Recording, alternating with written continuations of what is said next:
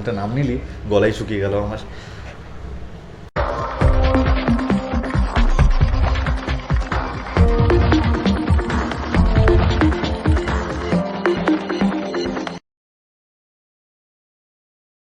প্রথমেই দাদা তোমাকে ফিল্মস্টার প্রোগ্রাম লাইভ ইউটিউব পোর্টালে ওয়েলকাম জানাচ্ছি। থ্যাংক ইউ, তুমি সময় দিচ্ছ এতটা ব্যস্ততার মধ্যে। আচ্ছা, তোমাকে এই প্রথমে আমি জিজ্ঞেস করি তুমি কেমন আছো? হ্যাঁ, ভালোই আছি, ভালো আছি। গরম প্রচণ্ড পড়েছে, বাট গরমকাল আমার খুব একটা ভালো লাগে না, তো ওইটা বাদ দিয়ে বাকি সব ঠিকঠাকই আছে আপাতত। আচ্ছা, করোনার সময়টা তো প্রত্যেকে, সেটা মধ্যবিত্ত বড়লোক বলো, স্টার বলো, সুপারস্টার বলো, প্রত্যেকে একটা স্ট্রাগলের মধ্যে দিয়ে গেছে। সেই সময়টা তুমি কিভাবে কাটিয়েছো? মানে আমি আলাদাভাবে ওরকম কোনো ব্যাপার, মানে ওরকম কোনো নেই যে আমি আলাদা বলে আমার আলাদাভাবে কেটেছে। সবার যেরকম কেটেছে আমারও সেরকমই কেটেছে। মানে নতুন করে তো ডিসক্রাইব করার কোনো ব্যাপার নেই। করোনা যখন হয়েছিল বা কোভিড যখন এসেছিল, সিচুয়েশন কীরকম ছিল, ফিনান্সিয়াল অবস্থা সবার কীরকম হয়ে গেছিলো, কাজ বন্ধ হয়ে গেছিলো, সবাই বাড়িতে বসে গেছিলো। ওয়ার্ক ফ্রম হোম যাদের ছিল, বাট যারা দিন আনে দিন খায়, ডেলি ইনকাম যাদের ছিল, তাদের সোর্সটা মানে প্রচণ্ডভাবে অ্যাফেক্টেড হয়েছিল সেই জায়গা থেকে। বাট টাচউড লোকজন এখন অনেকটা রিভাইভ করছে, আস্তে আস্তে আস্তে আস্তে ঠিক হচ্ছে, অ্যান্ড হোপফুলি সবটা ঠিকই হবে। আচ্ছা, তোমার এই যে অভিনয় জগতে পা রাখা, তোমার কি ছোটোর থেকে একটা অ্যাম্বিশন ছিল কি তুমি অ্যাক্টরই হবে? আমার ছোটো থেকে একটা অ্যাম্বিশন ছিল, আমি বড় হয়ে অ্যাক্টর হব। এটা ছাড়া আমি কখনো কোনো কিছু। এবার কি হয়, মানে যেহেতু মিডল ক্লাস ফ্যামিলি থেকে বিলং করি, তো ইনিশিয়ালি যদি জিজ্ঞেস করে বড় হয়ে কী হতে চাস, তখন যদি বলি আমি অ্যাক্টর হতে চাই, তো খুব স্বাভাবিক আমরা জানি রিয়াকশনে কীরকম আসতে পারে বাড়ি থেকে। তো তখন বিষয়টা অতটা সিরিয়াস ছিল না। বাট আস্তে আস্তে আস্তে আস্তে বাড়ির লোকও যখন বুঝতে পারলো যে হ্যাঁ ব্যাপারটা নিয়ে আমি প্যাশনেট, ব্যাপারটা নিয়ে আমি প্রচণ্ড সিরিয়াস, তখন তারাও বুঝতে পারলো যে হ্যাঁ হয়তো এটাই ও করতে চায়, তো এটাই করতে দেওয়া হোক। তো তোমারও বাড়ি থেকে কি সেই সময় ওরকম কিছু ছিল, যেটা আমাদের বাঙালি বাড়িতে সবসময় আমরা দেখতে পাই যে একটা সরকারি চাকরির প্রতি ন্যাক? হ্যাঁ, একদমই তাই। মানে সরকারি চাকরি বলে না, সব বাড়ি থেকে সবসময় চেয়েছিল যে একটা সিকিউর কিছু করব, যেখান থেকে ঠিকঠাক টাকা আসবে, অ্যাসিওরেন্স থাকবে যে হ্যাঁ এই কাজটা আমি করছি, মাসের শেষে আমার এত টাকা ঢুকবে। বাট আনফর্চুনেটলি অ্যাক্টিংয়ের ক্ষেত্রে কী হয়, অ্যাক্টিংয়ের ক্ষেত্রে বা আর্টিস্টদের ক্ষেত্রে এই প্রফেশনে অ্যাসিওরেন্স বলে কিছু থাকে না। মানে তুমি আজকে কাজ করছো, কালকে তুমি আবার কাজ করবে, এর গ্যারান্টি কিন্তু কেউ দিতে পারবে না, নো বাডি। তো ওই জায়গাটা থেকে ব্যাপারটা একটুখানি মানে কী বলবো, একটু ডাইসি থাকে, মানে কী হবে না হবে। বাট আর্টিস্টদের এই লাইফটাও একটা আলাদা, মানে কী বলবো, যারা আর্টিস্ট হয় তারাই ব্যাপারটা বুঝতে পারবে। এই ইনসিকিউরিটি বলো বা যাই বলো না কেন, এটার সঙ্গে কীভাবে ডিল করতে হয়, বা যখন টাইম খারাপ থাকে, যখন কাজ থাকে না, তখন কীভাবে ডিল করতে হয়, ওই যে পুরো ব্যাপারটা, ওই জিনিসটা আই থিঙ্ক একটা আর্টিস্টই ফিল করতে পারে। আর খড়কুটোটা তো তোমাকে একটা পরিচিতি দিয়েছে। ডেফিনেটলি। তার আগে কি তোমার কোনো ছোটোখাটো বলো বা যেটাই বলো, তোমার কি কোনো কাজ ছিল, মানে কোনো শর্ট ফিল্মের এক্সপিরিয়েন্স, বা এর আগে কোনো ধারাবাহিকের কোনো? আমি 2014 থেকে আমার অ্যাক্টিং ক্যারিয়ার স্টার্ট করি, ঠিক আছে? তো 2014 একটা ওয়ার্কশপ জয়েন করেছিলাম। ওই ওয়ার্কশপের ওখান থেকে বেশ কিছু জায়গায় রেফার করা হয়, তো ওখান থেকে আমি বেশ কয়েকটা কাজ করেছি, স্টারে আগেও কাজ করেছি, কিন্তু চরিত্রগুলো খুব ছোটো ছোটো ছিল, খুব বড় ক্যারেক্টার সেরকমভাবে কখনো করিনি। আর যদি আমাকে তুই বলিস যে মেগা সিরিয়াল আমি লাস্ট কবে করেছি, তো খড়কুটোর আগে 2.5 বছর আগে আমার লাস্ট মেগা সিরিয়াল ছিল 2019-এ একটা চ্যানেলে, আকাশ আট বলে একটা চ্যানেল, ওখানে গল্প হলো সত্যি বলে একটা সিরিয়াল হতো, তো ওইটা লাস্ট ছিল। তো তারপর 2.5 বছর, যেটা বললাম যে কাজ করছি, পরের দিন যে কাজ থাকবে না, কোনো অ্যাসুরেন্স সত্যিই থাকে না, আমি 2.5 বছর বসেছিলাম। তো 2.5 বছর পরে তো আবার খড়কুটো আসেন, ওখান থেকে আবার সব কিছু ঠিকঠাক হয় আপাতত। এই যে তুমি বললে যে তুমি 2.5 বছর বসেছিলে, এতটা একটা ইনসিকিউর যে অনেককে আমরা দেখেছি, অনেক অভিনেতা অভিনেত্রীকে তুমিও হয়তো দেখেছো, যে হারিয়ে গেছে, কিন্তু হয়তো লিড করেছে কিন্তু হারিয়ে গেছে। তো এই যে একটা তো 2.5 বছর বসে থাকা মানে একটা not a matter of joke, এই জায়গাটা তুমি একটা তো ফ্রাস্ট্রেশন এসেছিল তোমার ক্ষেত্রে, মানে অনেকের ক্ষেত্রে তো চলে স্টেশন এসেছিল আমি বলবো না, বিকজ আমি এটার জন্য প্রিপেয়ার ছিলাম। আমি জানি, মানে আমি জানতাম যে একজন অ্যাক্টরের লাইফ কীরকম হয়, একটা অ্যাক্টর মানে একটা কাজ পাওয়ার পর তারপরে তার আরেকটা কাজ পেতে গেলে তাকে কতটা স্ট্রাগল করতে হয়, কী করতে হয়, ইভেন তারপরেও সে কাজ পায় না। মানে এই স্ট্রাগলটা করার পরেও, ওই এফোর্টটা দেওয়ার পরেও কিন্তু মানে অনেক ক্ষেত্রে এরকম হয় তারা কাজ পায় না। তো ওই জায়গায় কী হয়, আমার একটা ব্যাকআপ প্ল্যান ছিল, আমার একটা প্ল্যান বি ছিল, সেটা হচ্ছে যে ভয়েস ওভার ডাবিং। তো ওই কাজটা আমি স্টার্ট করি 2015 থেকে। অ্যাক্টিংয়ের পাশাপাশি আমার ওটাও শুরু হয়ে গেছিলো, কিন্তু সারপ্রাইজিংলি ওই ডাবিংয়ের ব্যাপারটাতে আমি কখনো মানে এক্সপেকটেশন রাখিনি, কারণ ওটা নিজের থেকে আমার কাছে এসেছিলো। তো ডাবিং তার আগে কী জিনিস, কী বৃত্তান্ত আমি কিছু জানতামই না, কিন্তু ওই যে যেটা হওয়ার থাকে সেটা হয়তো হয়ে যায়। তো এই ডাবিংয়ের ব্যাপারটা তখন আস্তে আস্তে আস্তে ক্লিক করেছিল। তো এই 2.5 বছর, ইভেন তার আগেও যখন কাজ মানে অ্যাক্টিংয়ের কাজ কম থাকে বল, বা যখন অ্যাক্টিংয়ের স্কোপ অনেকটা কম থাকে, তো সেই জায়গায় ডাবিংটাই কিন্তু আমাকে বাঁচিয়েছিল সার্ভাইভালের ক্ষেত্রে, কারণ কিছু তো একটা করতে হবে না। তো সেই জায়গাতে ভয়েস ওভারটা খুবই হেল্প করেছিল ওই 2.5 বছর, ইভেন তার আগেও, মানে যখন টুকটুক কাজ করতাম তখনও, ইভেন তারপরেও। তো ডাবিংটা আমার একটা বড় সাপোর্ট ছিল। প্রত্যেকটা অভিনেতার জীবনে একটা স্ট্রাগল থাকে আসার সময়, তুমি তো করেইছো, তুমি অনেক কিছু ফেস করেছো, কিন্তু সবার গল্পটা তো সেম হয় না। স্ট্রাগলের বিভিন্ন রকম ডেফিনেশন এক একজনের কাছে এক একজন, ম্যান টু ম্যান ভ্যারি করে। তোমাকে যদি ওই স্ট্রাগলের পিরিয়ডের কোনো একটা জিনিস শেয়ার করতে বলা হয় যেটা প্রচণ্ডভাবে দাগ কেটে রয়েছে তোমার মনের মধ্যে, স্ট্রাগল বলতে ওই জিনিসটা তোমার মাথায় আসে, এটা তুমি করেছো, সেরকম কিছু হয়তো একটু শেয়ার করো। দেখ, স্ট্রাগলের যেটা তুই বললি, প্রত্যেকের গল্প তো আলাদা হয়, তো এই ক্ষেত্রেও তাই।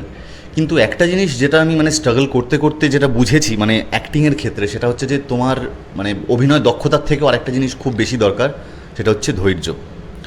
তো তোমার যদি ধৈর্যটা না থাকে তাহলে কিন্তু এই প্রফেশনে সার্ভাইভ করা খুবই চাপ, কারণ কবে হবে, আদেও হবে এটা তো তোমাকে জোর দিয়ে কেউ বলতে পারবে না, তুমিও বলতে পারবে না। তো সেই জায়গাটা থেকে যদি তোমার ওই টেনাসিটিটা থাকে যে হ্যাঁ আমি ধৈর্য ধরে রাখছি, আমার সাথে সাথেও আরেকটা জিনিস রয়েছে, আমি এটার জন্য চেষ্টা করে যাচ্ছি, যখন আমার হওয়ার তখন হবে, ওই ব্যাপারটা যদি থেকে থাকে তাহলে সার্ভাইভেলের কি বলবো, জার্নিটা অনেকটা সহজ হয়ে যায়।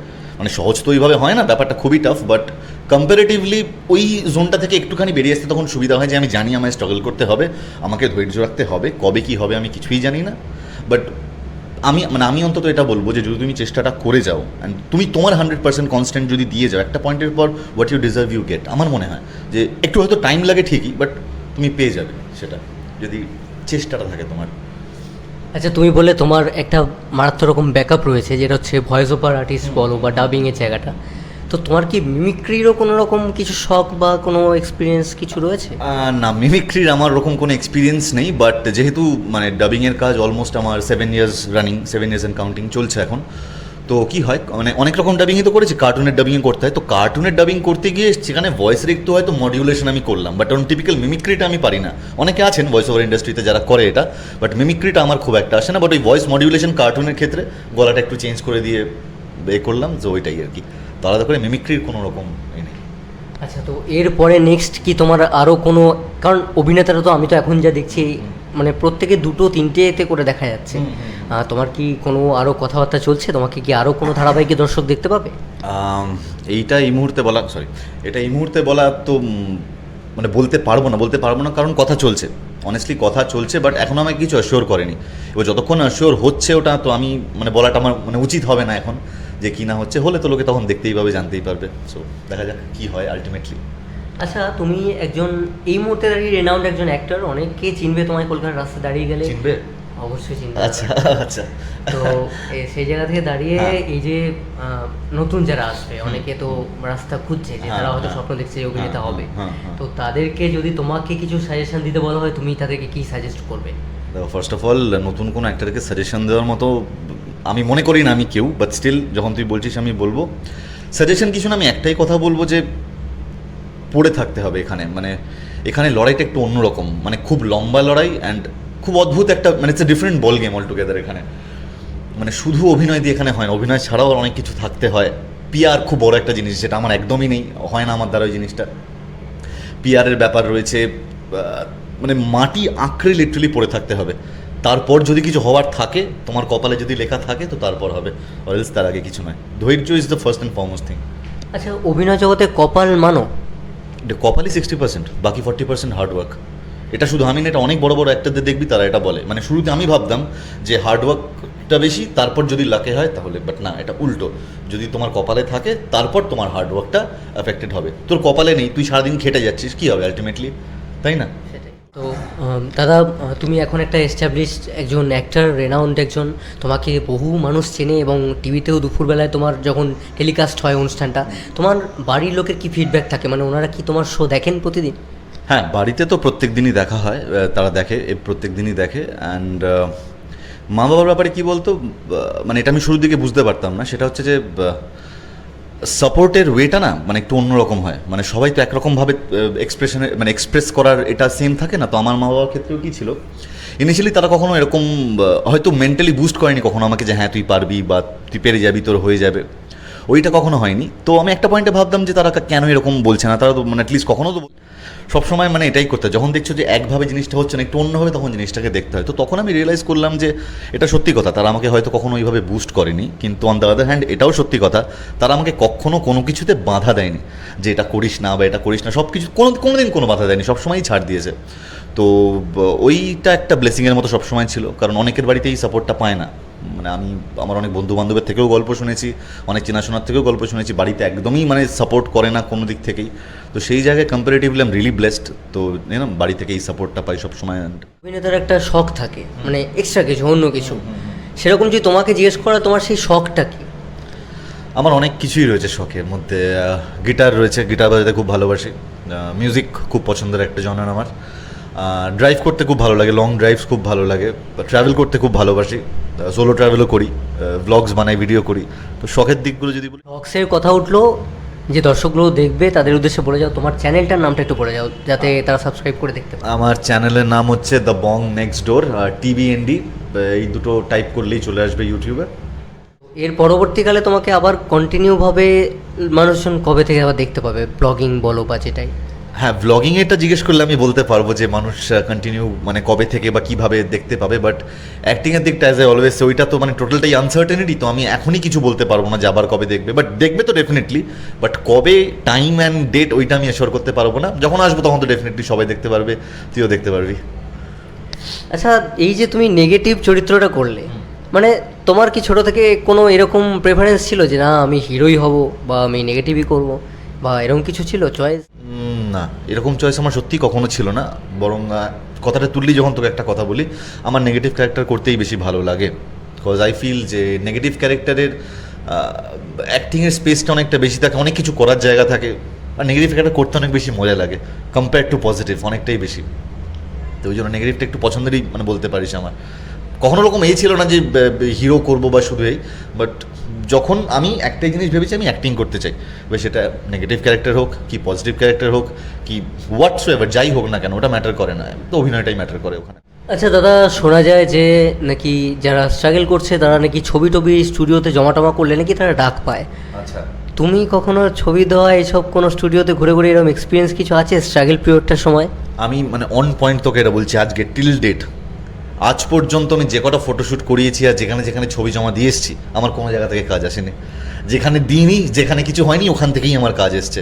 তো তখনই রিয়েলাইজ করলাম তোমার যদি কাজ আসার হয় তার ওটা পাসপোর্ট সাইজের ছবিতেও হয়ে যাবে, আর যদি না হওয়ার হয় তুমি যদি লাখ টাকা খরচা করে পোর্টফোলিও বানিয়েও যদি জমা দিয়ে দাও, ডাজন্ট ম্যাটার, কিছু মানে হওয়ার চান্স কম থাকে অনেক, জাদু হবে কি হবে না ইউ ডোন্ট নো। খড়কুটোর সুযোগটা তোমার কাছে কীভাবে আসে? খুব অদ্ভুতভাবে, মানে খুবই অদ্ভুতভাবে আসে। ফর অ্যান এক্সাম্পল, ধর পরশুদিন থেকে, কাল থেকে ধর শুটিং শুরু হবে, আগের দিন রাত্রেবেলা আমি জানতে পারি যে এরকম আমার একটা সিরিয়াল হচ্ছে। তো ওখানকার যে প্রোগ্রামার ছিল সজলদা আমায় কল করেছিল যেরকম একটা ক্যারেক্টারের রিকোয়ারমেন্ট রয়েছে, আমি তোমার ছবিটা পাঠিয়ে রেখেছি, এখনও কিছু কনফার্ম করেনি, বাট যদি কনফার্ম হয় তো আমি তোমাকে জানিয়ে দেবো, কাল থেকেই হয়তো শুটিং হবে। এবার লাইক এভরি টাইম এরকম এত শুনেছি, এত ফোন এসছে, এত এরকম হয়েছে, তো আমি অত পাত্তা দিই না, আচ্ছা ঠিক আছে জানিও বলে ফোন রেখে দিয়েছি। বাট ইভেনচুয়ালি আস্তে আস্তে দেখলাম পরপর সব কল আসতে থাকলো, তারপর চ্যানেল থেকে কল করলো, বললো এই ব্যাপার, এই জিনিসগুলো ডিসক্রাইব করলো, হয়ে তারপর পড়লো যে তুমি সিলেক্টেড, পরের দিন থেকে তোমার কাজ শুরু। তো এই যে ভাবারও টাইমটা পাইনি যে আদৌ হচ্ছে কি হবে না, আগের দিন বলেছে পরের দিন থেকে শুটিং শুরু, লুক সেট হয়ে। আচ্ছা, ওইখানে তোমার সবচেয়ে ঘনিষ্ঠ, সেটে সবচেয়ে ক্লোজ কি?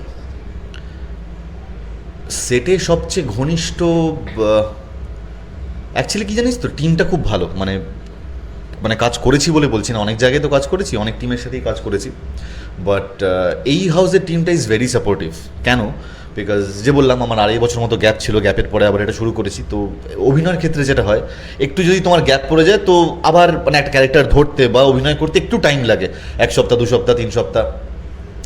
তো এরকম অনেক জায়গায় আমি দেখেছি যেখানে খুব তাড়াতাড়ি গিভ আপ করে দেয় লোকজন, মানে ইরিটেট হয়ে যায়, মানে হয়তো পারছিস না কোনো একটা সিন বা কিছু ডায়লগে কোনো অসুবিধা হচ্ছে বা কিছু হয়, তো দে ইজিলি গিভ আপ, অ্যান্ড খুব এমনভাবে মানে সিচুয়েশনটা ক্রিয়েট করে দেয় একটা অ্যাক্টর হয়তো তো সেখানে পারফর্ম করতে পারে না। বাট সেই দিক থেকে আই ওয়াজ রিয়েলি ব্লেসড যে টিমটা এত ভালো ছিল, এত সাপোর্টিভ ছিল, এত কোঅপারেটিভ ছিল প্রত্যেকে, মানে রিটেকের পর রিটেক হোক বা আমি ভুল করি যাই করি না কেন, খুব ঠান্ডা মাথায় প্রত্যেকে সাপোর্টিভ ছিল ব্যাপারটায়, মানে কেউ কোনো রকমভাবে করেনি যে নতুন ছেলে এসছে, ডায়লগ বলতে অসুবিধা হচ্ছে, অভিনয় করতে অসুবিধা হচ্ছে, কারা একটু নার্ভাস করে দেওয়া যাক, বা এই ব্যাপারগুলো কখনোই হয়নি, সবাই খুবই সাপোর্টিভ ছিল।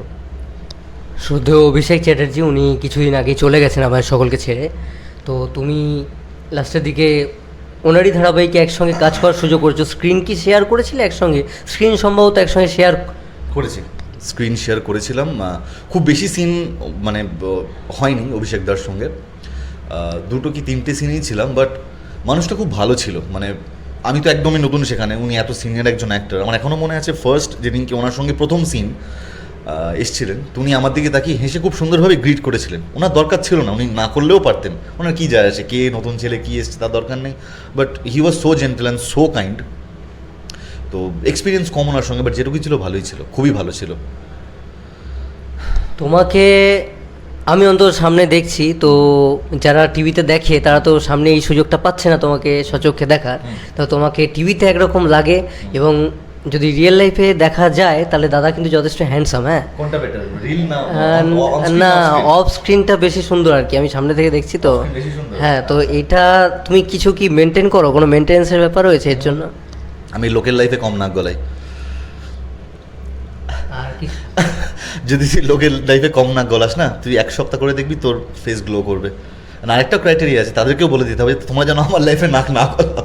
তো দুদিক থেকে হবে ব্যাপারটা, হলে ইউ উইল বিকাম হ্যান্ডসাম। আর মানে আর এমনি পুজোর সময় বা কিছু তোমার মানে অনেকে থাকে শখ যে আমি এইভাবে পুজোর সময় সাজবো, এই ক্রিসমাস ইভ আমি এরকম হব, এরকম কি কি তোমার কোনো ব্যাপার রয়েছে নাকি? পুজোর সময় একটাই প্ল্যান থাকে, আমি বাড়িতে বসে থেকে সারাদিন বিঞ্জ ওয়েব সিরিজ দেখবো আর খাবো দাবো, ব্যাস। একটা টাইম অবধি ছিল যখন ঠাকুর দেখতে বেরোতাম বা ঠাকুর দেখতে ভালো লাগতো, বাট অলমোস্ট 6 বছর হয়ে গেছে যে আর ঠাকুর দেখতে বেরোই না। একটা দিন প্ল্যান থাকে নবমীর দিন সায়ন্তর সাথে, ওটা সারাদিন মানে কী করবো, মানে আগে থেকে কিছু ডিসাইডেড থাকে না, বেরিয়ে তারপর ডিসাইড করি। আর বাকি দিনগুলো পুজোতে মোটামুটি বাড়িতেই থাকি, আর ওই ওয়েব সিরিজ দেখি, খাওয়া দাওয়া করি, করি, ব্যাস। ভিড়ভাড়টাই যাই না খুব একটা। সায়ন্তদার সঙ্গে তোমার কত দিনের পরিচয়? সায়ন্তর সঙ্গে আমার বন্ধুত্ব 7 বছর, 7 বছর হয়ে গেছে। দেবচন্দিমার সঙ্গে পরিচয় ছিল? দেবচন্দ্রিমার সঙ্গে তো পরে পরিচয় হয়েছিল, যখন সায়ন্তর পরিচয় হয়েছে তারপরে দেবচন্দ্রিমার সঙ্গে পরিচয় হয়েছিল। এমন একটা নাম নিলি গলায় শুকিয়ে গেল আমার।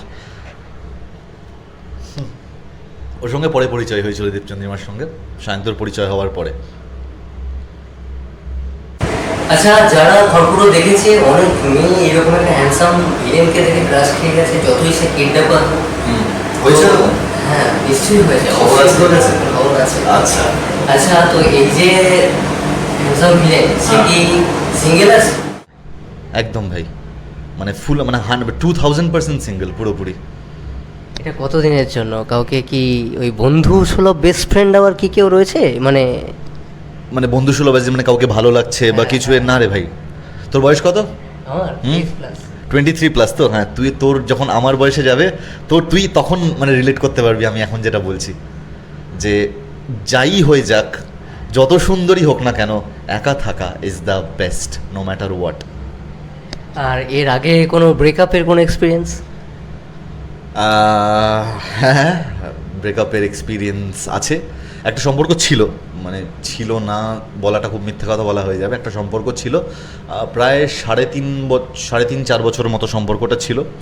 বাট সামহাউ সম্পর্কটা ওয়ার্ক করেনি, আমারও মনে হয়েছে মানে ওয়ার্ক করছে না, ভালো ছিলাম না যার সঙ্গেই ছিলাম। তো সেও তার মতো বেরিয়ে গেছে, আমি আমার মতো বেরিয়ে গেছি।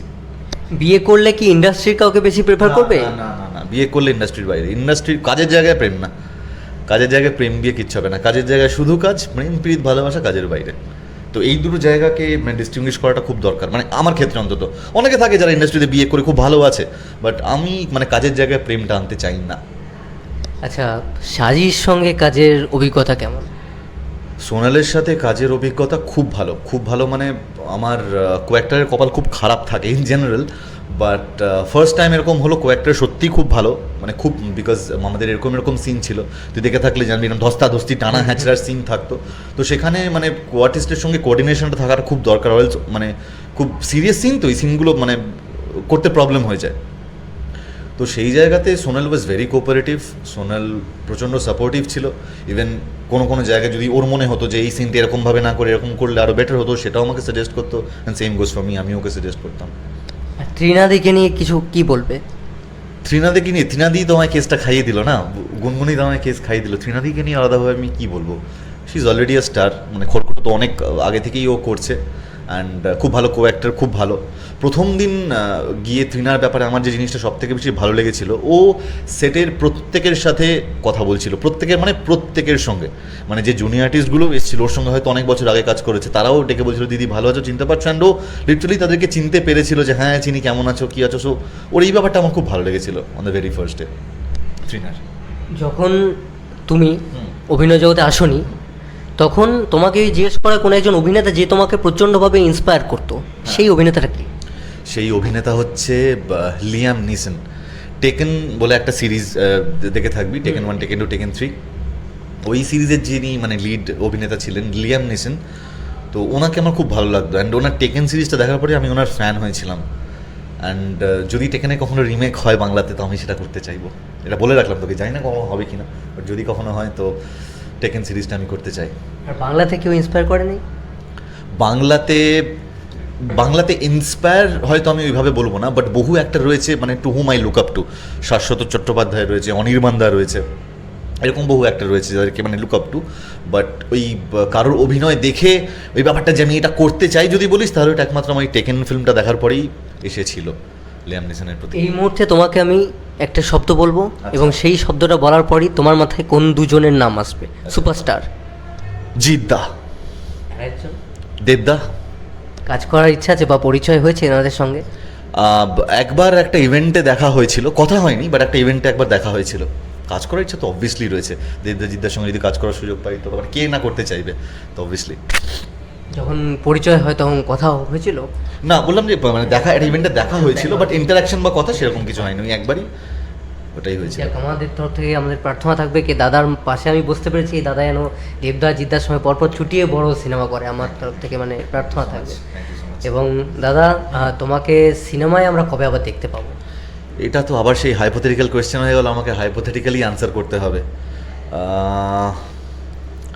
সিনেমা, ওয়েব সিরিজ, সিরিয়াল সব মানে একটা অ্যাজ অ্যান অ্যাক্টর মানে মানে একজন অ্যাক্টর তো এগুলো করতে চাইবে অবভিয়াসলি, মানে তার না করার তো কোনো জায়গা নেই। বাট ওই যে আবারও কবে দেখতে পাবো, কবে হবে, কবে আসবে। আচ্ছা, বাংলা সিনেমাতে এখন মানে বাঙালি দর্শক বাংলা সিনেমার থেকেই মুখ ফিরিয়ে নিচ্ছে, এটা তোমার কেন মনে হচ্ছে? মানে অডিয়েন্স, আমার তো মনে হয় বাংলা সিনেমা মানে এখন মানে আগে যা ছিল তার থেকে অনেকটা বেশি চেঞ্জ হয়েছে, মানে ইন টার্মস অফ কন্টেন্ট বল বা ইন টার্মস অফ অ্যাক্টিং বল। তো বাংলা মানে অনেকটাই চেঞ্জ হয়েছে, বাংলার অডিয়েন্সও আমার মনে হয় এখন চেঞ্জ হয়েছে। তো মুখ ফিরিয়ে নিচ্ছে কারা? মুখ ফিরিয়ে নিচ্ছে অনেক জায়গার অডিয়েন্স রয়েছে, এই সকল যেসব ইন্টেলেকচুয়াল যেসব অডিয়েন্স, এই সাউথ সিটি বলো বা যাদবপুর বলো, আচ্ছা এইসব যারা থাকে না, আচ্ছা আচ্ছা আচ্ছা, যাদের নাক উঁচু আমি বলবো তাদের নাকটা উঁচুই থাকতে দাও, যাদের নাক নিচু ওই উঁচুর নিচ থেকে গলে গিয়ে তোমরা ভালো ভালো সিনেমাটা দেখে এসো। সব জায়গায় মানে কি বলবো, লোক সমান হয় না। একটা মুভি তোর যেটা ভালো লাগলো আমার সেটা ভালো নাও লাগতে পারে, আমার যেটা ভালো লাগলো তোর সেটা ভালো নাও লাগতে পারে। তো ওই প্রসঙ্গে না গিয়ে আমি বলবো যে বাংলা মানে বাংলা মুভি বা Bangla industry in terms of content, in terms of acting অনেকটাই এগিয়ে গেছে। অনেকটা মানে অনেকটাই, মানে এখন যথেষ্ট ভালো ভালো কন্টেন্ট আমরা দেখতে পাই এখন, রাইট? মানে ওটিটি বল বা থিয়েটার বল বা হোয়াটসএভার বল, তো বাংলা কন্টেন্ট অনেকটাই ইমপ্রুভ হয়ে গেছে এখন। বাংলা গান বা বাংলা ছবি হলে গিয়ে তুমি দেখো? হ্যাঁ, কেন দেখবো না? অবভিয়াসলি, একই যে যে প্রফেশনে রয়েছি, যে কাজ করছি সেটা করবো না অবভিয়াসলি। লাস্ট মুভি কি দেখেছো Bangla? Last movie Bangla, last movie Bangla কি দেখলাম? লাস্ট মুভি বাংলা এরে মনে পড়ছে না। লাস্ট মুভি বাংলা কি দেখলাম? টনিক লাস্ট দেখেছিলাম, ইয়েস। তাই মনে পড়ছিল না। বাংলা কেমন লেগেছে? খুব ভালো লেগেছিল, বেশ মানে অন্য রকম একটা এক্সপেরিমেন্ট করার চেষ্টা করেছিল, বাট ভালো, মানে feel good kind of a movie, ভালোই লেগেছিল। এখনো বাইরে যখন বেরো মানে বাবা মার সঙ্গে ঘুরতে যাওয়া হয় তোমার? মা বাবার সাথে ঘুরতে যাওয়া লাস্ট হয়েছিল আমার 2020-তে, 20 না 21-এর শুরুতে, সরি মা বাবার সঙ্গে লাস্ট ঘুরতে গেছিলাম 2021-এর ডিসেম্বরে, কালিম্পং গেছিলাম মা বাবার সঙ্গে লাস্ট ট্রিপ ওটাই। মানে শুধু মা বাবা না, আমি, মা, বাবা, ভাই, কাকু, কাকিমা, মানে ফুল ফ্যামিলি যাওয়া হয়েছিল। তো ওইটা 2021-এর হ্যাঁ ডিসেম্বরে লাস্ট গেছিলাম, ওটাই। আচ্ছা, এখন রাস্তায় তোমাকে জিজ্ঞেস করি, তোমাকে তো অনেকে চিনে গেছে, তো রাস্তায় কোনো একটা ফ্যান মোমেন্ট যেটা তোমার প্রচণ্ডভাবে মেমোরেবল হয়ে গেছে? রাস্তায় খুব ফানি একটা ইনসিডেন্ট। লাস্ট উইক বোধহয় এটা হবে। আমি সাউথ সিটিতে ছিলাম ওখানে, তো এক ভদ্রলোক অনেকক্ষণ ধরে আমাকে দেখে যাচ্ছেন, আমি বুঝতে পেরেছিলাম যে হয়তো চিনেছে বা চেনে হয়তো কোনোভাবে। অনেকক্ষণ দেখে দেখে আমার কাছে এসে বলছে যে তুমি তো খুব বাজে ছেলে। আমি তাকিয়ে কী রিয়াক্ট করবো তখন, আমি বলছি তুমি তো খুব বাজে ছেলে, তুমি তো বউকে বিক্রি করে দিয়েছো। আমি বললাম যে হ্যাঁ করেছি, টাকার জন্য করতে হয়েছে, আর কী করবো, আমি এটাই আমার কাজ। তো এটাই একটা হয়েছিল, বাট পরে উনি অ্যাপ্রিসিয়েট করলেন যে খুব ভালো করছো, কাজ খুব ভালো হচ্ছে। এটা অ্যাকচুয়ালি খুব পজিটিভ দিক যে নেগেটিভ অ্যাক্টরকে নেগেটিভভাবেই লোকে নিয়ে ফিডব্যাক দিচ্ছে রাস্তায়। মানে এই অভিনয়টা প্রচণ্ডভাবে তুমি ফোটাতে পেরেছো। না কি দেখ, ফোটাতে পেরেছি কি না পেরেছি সেটা আমি জানি না, বাট দ্য থিং ইজ একটা ভালো ক্যারেক্টার বল বা পজিটিভ ক্যারেক্টার বল, তার কি বলবো, তার প্রতি অ্যাপ্লজ বা তার প্রতি ভালো ফিডব্যাকটা ভালোভাবেই আসে, মানে খুব ভালো জোন থেকেই আসে। বাট একটা নেগেটিভ ক্যারেক্টার যখন সেই চরিত্রটা করছে বা খুব জঘন্য মানে ব্যাপারটা নিয়ে আসছে, তো তখন যদি অডিয়েন্স তাকে খিস্তিও করে তো সেটাই তার পুরস্কার।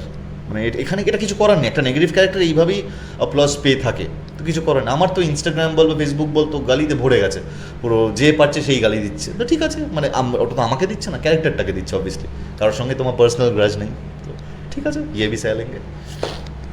আচ্ছা, তুমি খড়কুটো করছো, খড়কুটো নিয়ে অনেক রকম কথা হচ্ছে, খড়কুটো নাকি শেষ হয়ে যাবে।